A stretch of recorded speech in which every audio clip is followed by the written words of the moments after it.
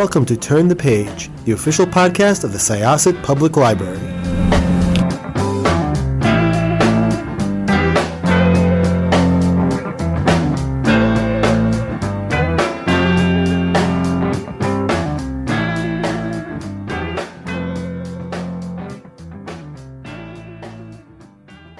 Hello, everyone. Welcome back to Turn the Page. I'm your host today, Jen, and today I am here with a guest who joined us last year to talk about an absolutely delightful book, Mrs. Endicott's Splendid Journey. That was an absolute hit here at our library. Our patrons loved that one. And so we are back this year to talk about a new book, and I am so excited to get into it. So welcome. Could I ask you to introduce yourself and your book, please? Oh, yes, absolutely. Hello, everyone. I'm Rhys Bowen, and my latest book, my latest standalone novel, is called The Castle in the Glen. And it was a fun book to write, but a challenging book to write. I don't like to write straight, straightforward stories in which the heroine sets out, things happen, the end. I like to give myself challenges, and I'll explain the challenges in this as I go along. The premise of this book is a very, very famous writer. Think the level of Agatha Christie, known everywhere for her mysteries. She's now in her 80s and apparently has been diagnosed with dementia and can't finish her last book. So she hires an up-and-coming new young writer to finish it for her. The book is set on the Isle of Skye. When the young writer goes to the Isle of Skye to do some research, she begins to think that this is not fiction at all, that we're looking at a real murder that really happened and also has ramifications in the present, which might put her in danger. The setting, the way that you evoke the Isle of Skye is absolutely lovely. It is gorgeously evoked, and it's the perfect mood and for this kind of story.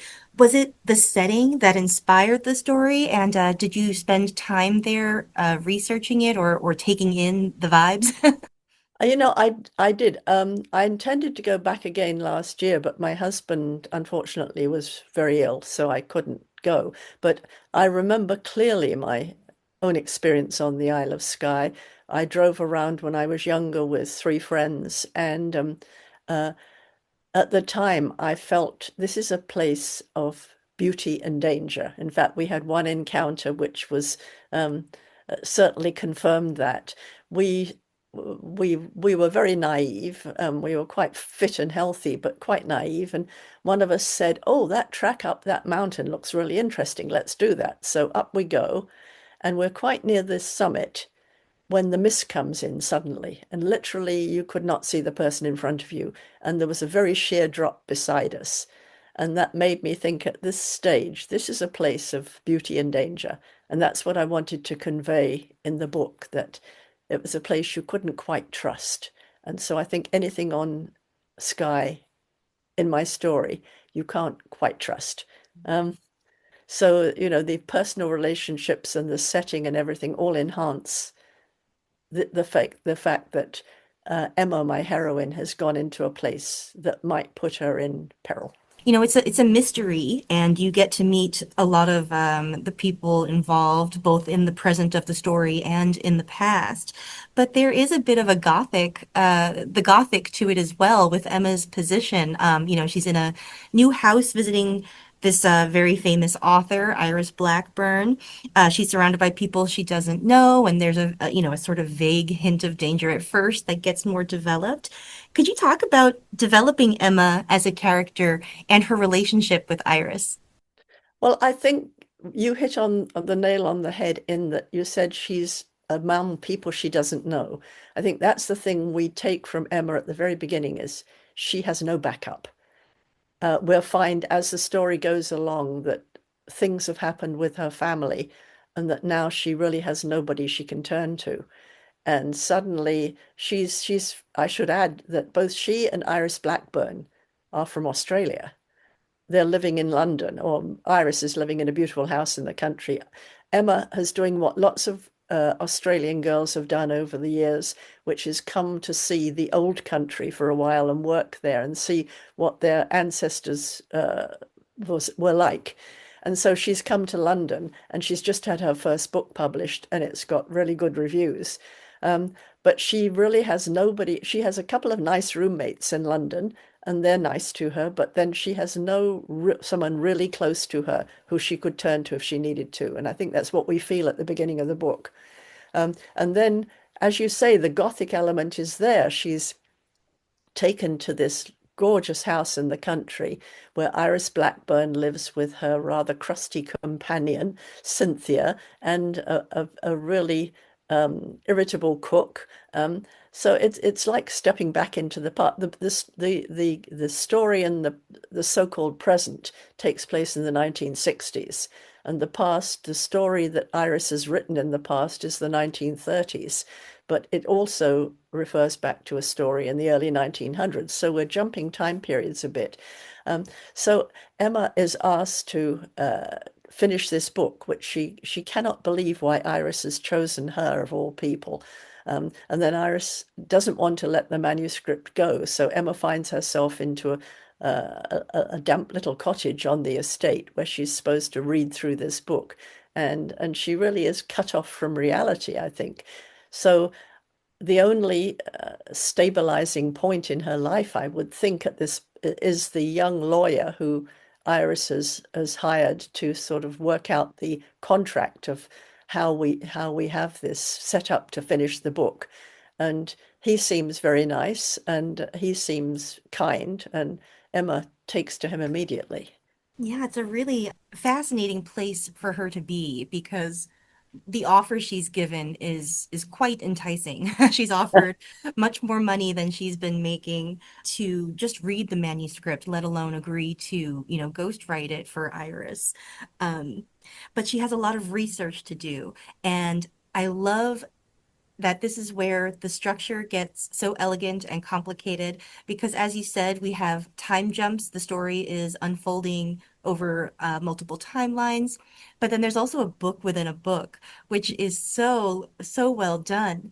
And I'm curious, did you write each book sequentially, or did you write them together, intertwining them as you went? How did that work? Um, it, I've never quite found the perfect way to do this. I've done it in several, but this was more challenging than most because, as you say, I wrote a book within the book. Not only did I wrote it in someone else's style, and I wrote it in someone else's style when she's got dementia. So, as Emma points out, this could do with some serious editing. So I had to remember that when I was writing it. Um, so it was I sat and wrote that all the way through first, just so I could get the feel of what we were dealing with. And then I decided when to add chapters to the other book. So it was a challenge to write it, to remind myself, I'm not writing this, Iris Blackburn's writing this. Uh, and I had to keep reminding myself of that. And then we have Emma's reactions to what she's reading all along, which keep it anchored to the present. Yeah, the switching between texts and jumping in time and getting to spend time with Emma's reactions. It's all such a really beautiful way for the mystery to unfold. As somebody who was an academic before I came to libraries, I find research very exciting. And I also find writers writing about writing to be very, very exciting too. So I'm curious about, examining the writing process for this because writers are obviously very important to the unfolding of the mystery. What was reflecting on the process like and, basically inventing a new writer and her voice over time? Yeah, as I say, it was a challenge. Once I realized that I was going to have to write this book, I thought, really, can I do this? And so I had to get in not only into Iris Blackburn's writing style, but into the mind of Iris Blackburn. Did she really have dementia? How far gone was it? She's not a particularly likable person when we first meet her. She's obviously used to having loads of money and getting exactly what she wants and being surrounded by adoring people. She has her publisher, her agent, her assistant, the lawyer, they're all fawning over her. And so, she's not someone we're going to take to immediately.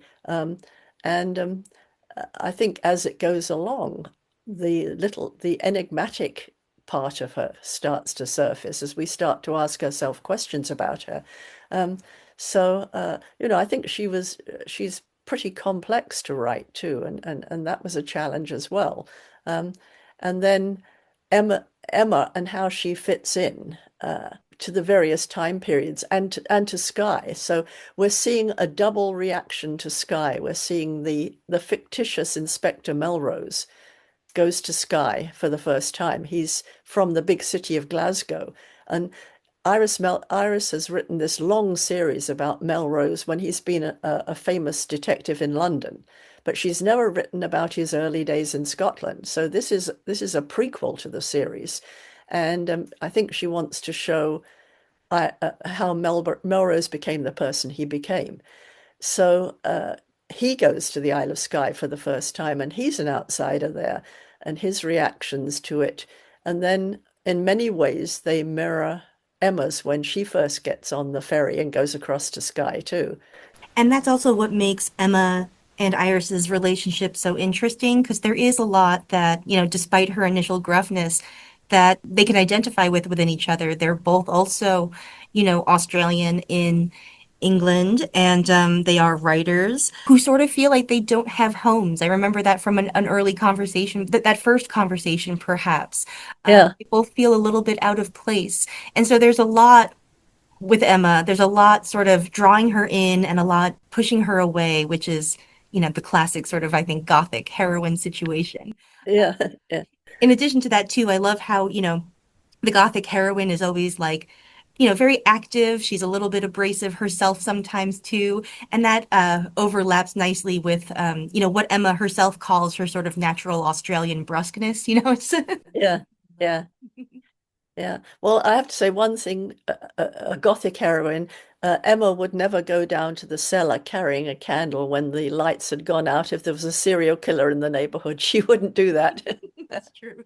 She's quite a Yes. sensible. Australian girls are quite resilient and sensible. And she grew up on a farm, she grew up on an Australian winery. She's used to sort of riding her pony bareback and doing all those sort of active type things. Yeah, it's funny because when I first went to London in the early aughts, when I was in college doing a semester abroad, the first person who said hello to me was an Australian girl. So I immediately resonated with Australians as sort of cultural ambassadors and worldwide citizens in a way too. Yeah, well, and also very, very easily friendly. They take you for what you are, which is, Mhm. I felt comfortable writing Emma because at the same age I was living in Sydney.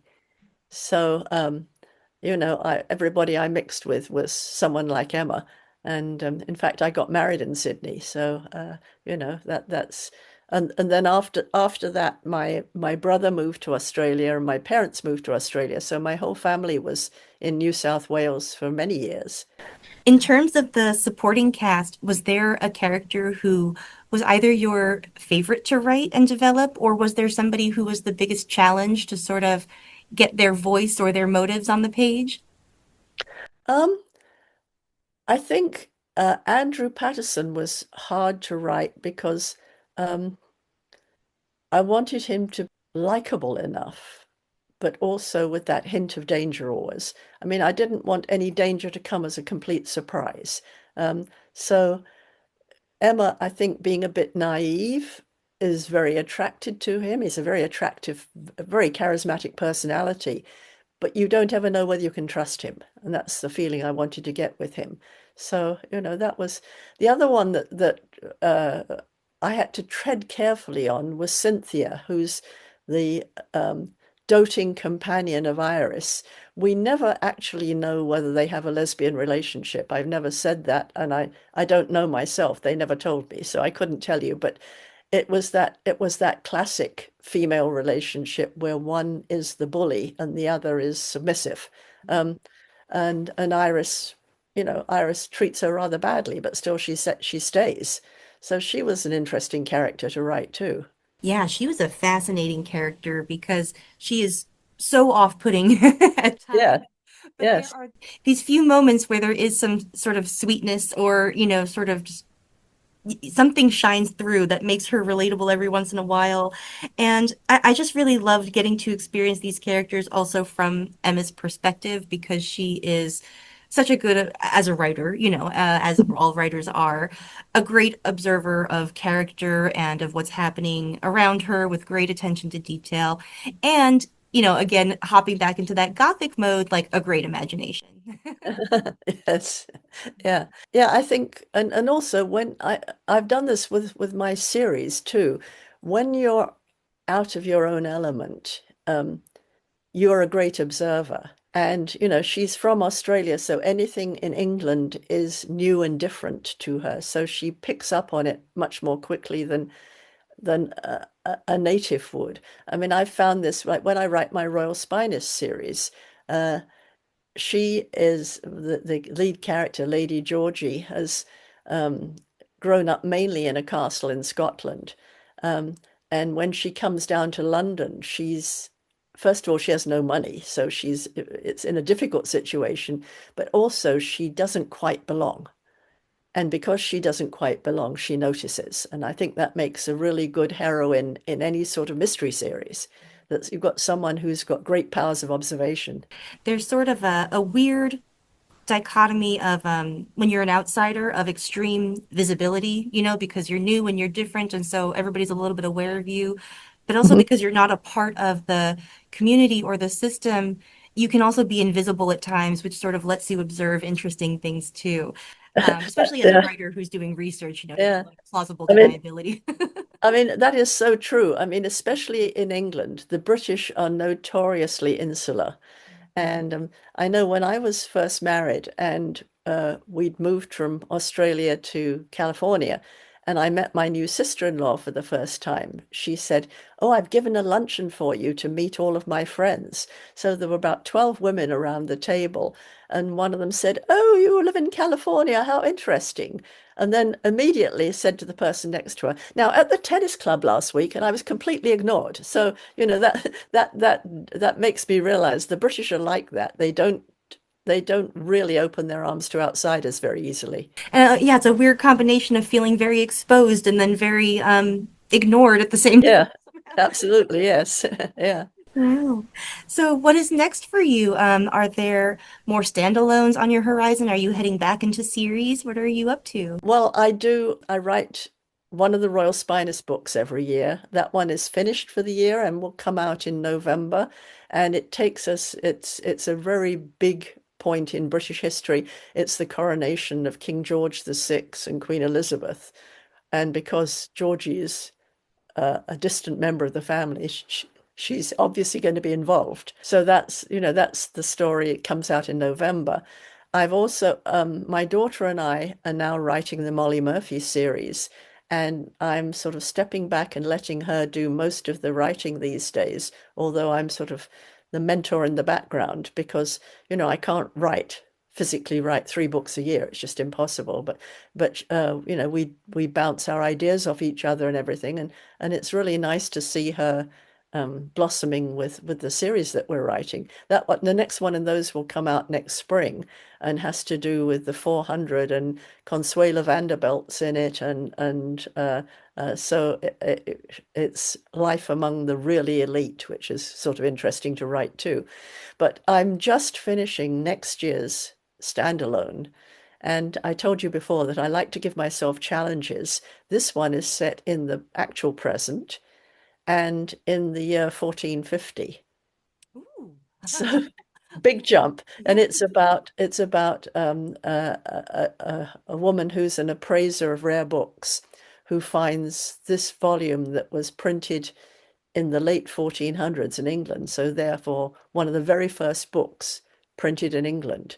And it's a treatise on hunting and hawking, but it was written by a nun. So it's a very intriguing thing. And the thing that makes it delicious is it's a real book. And so my book has the discovery of this and why it was written and how it was written. So we've got two stories again going on in different time periods that sort of mirror each other. Well, I cannot tell you how excited I am about that because Yeah. I was, in fact, a medieval historian before I came to libraries. Well, Yeah. yes, I think this will be for you. And it's called, we finally have a title. We've been going backwards and forwards on title because so many of them.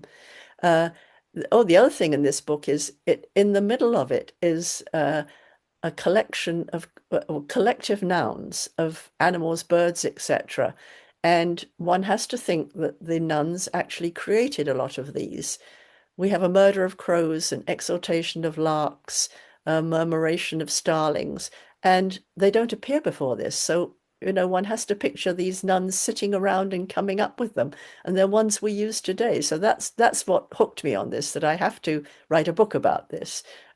So yeah, it was a lot of challenge, but a lot of fun to write because we are dealing with a real book that you can actually go online and look at it as part of the Gutenberg project. You can look at it. So I found that quite enticing. Oh, well, that is so, so exciting. And thank you. Oh yeah, I was going to say, yeah. So we went through lots of titles, and some have been used before, and some were too close to ones. So we've ended up with The Language of Lost Birds, which I think is a really nice title. I do love that title. That's beautiful. Oh my gosh. Well, thank you for the sneak preview. I'm very excited Yeah. to read that when it comes out. And thank you the time for taking the time to talk to us. It's been really lovely. Well, thank you. I always enjoy these little chats. Thank you a lot. You're so welcome. And thank you, listeners. I really appreciate you listening. Please check out The Castle in the Glen. By the time that you hear this, it will be out in the world, so you could head to your favorite bookstore or website or library, wherever you like to go for your books. All right, everybody, it is time to close this chapter. We'll see you next time. It's time to close this chapter of Turn the Page. Join us for the next episode.